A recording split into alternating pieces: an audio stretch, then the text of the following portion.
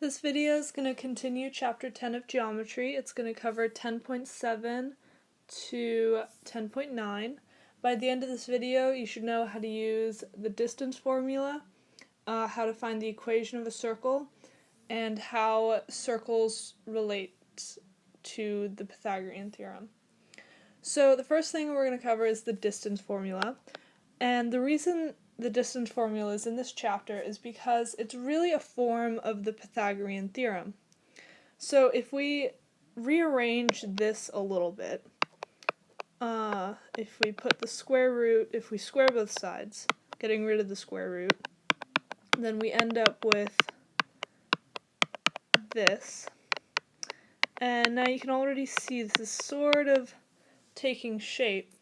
If instead of x2 minus x1, we have a, and instead of y2 minus y1, we have b, then instead of d, we have c, you can see that it essentially is the Pythagorean theorem. But other than that, how you use the Pythagorean theorem is going to be, so you have 2 points. You have 2 points, point 1 and point 2. And you're given coordinates. And essentially what you're given is x1, y1, and x2, y2.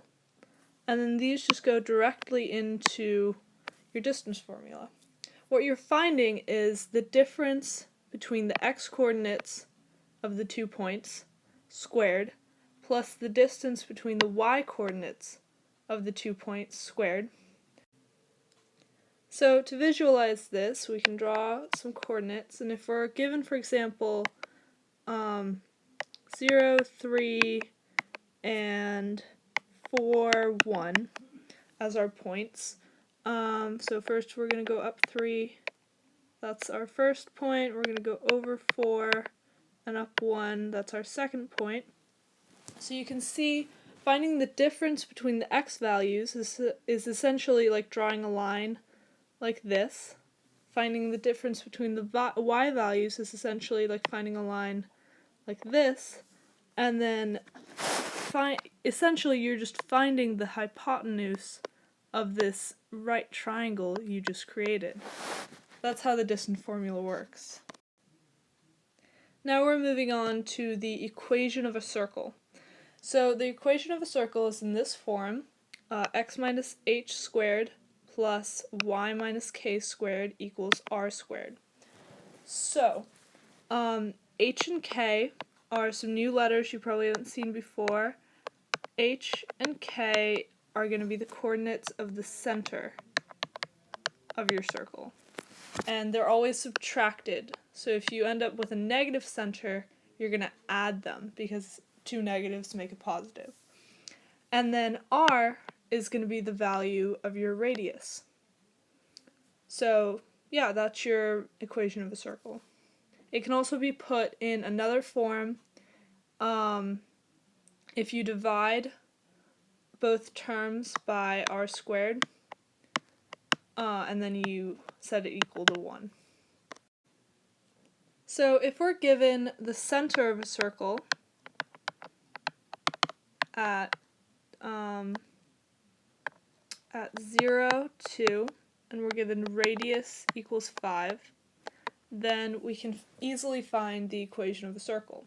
So we're going to write down our formula, so x minus h squared plus y minus k squared equals r squared. And then we're going to plug in, so this is going to be hk, and this is r. So this is radius here. So we're going to have x minus 0 squared plus y minus 2 squared equals 5 squared. And we can simplify that to x squared plus y minus 2 squared equals 25.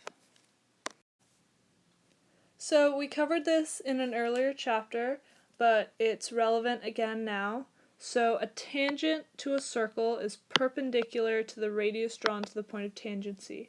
So a tangent, as we know, is a line that touches a circle at one point. And then if we have the center of the circle here and we have a radius going out to the tangent, it's going to be perpendicular to this radius.